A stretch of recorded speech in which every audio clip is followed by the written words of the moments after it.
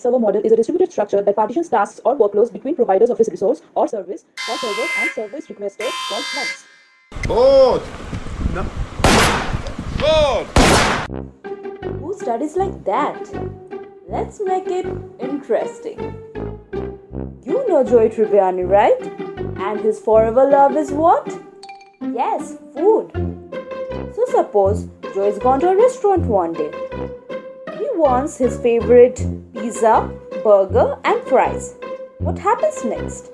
The order then goes to the chef. The chef searches for the ingredients from the fridge.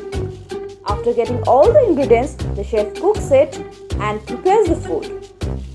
The waiter then serves the food to Joey and happy Joey enjoys his food.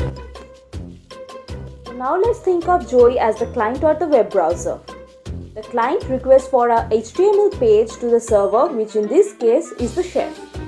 Therefore, we can say that the one who's making the request is the client and the one who's serving the request is called the server. The server, after getting the request, applies business logic and runs the server-side script. It includes any language of your choice like PHP, JavaScript in Node framework, Java, Python, C#. The server may access the database like here the chef is accessing the fridge. If the request is a GET type, then it will match certain conditions and make a read request to the database. If the request is POST type, then it will make a write modification. Be it read or write, the database sends the result to the server generates a HTML page, and this HTML page is sent to the client and displayed in the browser. Now let's assume Joey likes to add some extra spices to his food. Okay, stop drooling, cause hello! Joey doesn't share food. Processing done by Joey is in the client side, so it's called client-side scripting. For this, JavaScript libraries and frameworks like Angular, Vue, jQuery, React are used. Look at this page. It has two fields, enter password and confirm password. If the fields are different, it will throw an error. What happens here? The checking is done in the client side, and then after it is verified, the entire thing is sent to the server. However, for safety checking, the server should also make a verification. Because the client side is not at all reliable, the user can change the scripting in the client side whenever he wants to.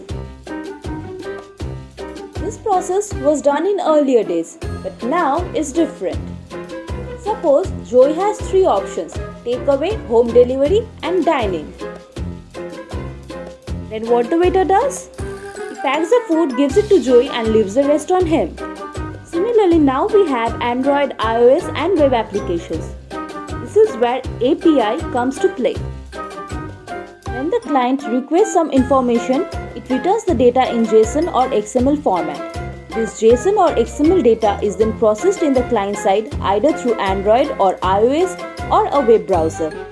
API also helps to interact or transfer data from one server to another server. For example, Google Maps API is used by Uber server, which processes the data as per the client request and then displays the data in their Android or iOS apps. So today we got an overview of server-side scripting, client-side scripting, API, JSON or XML format. If you like our video, then please subscribe to our channel and don't forget to share it with your friends. Thank you.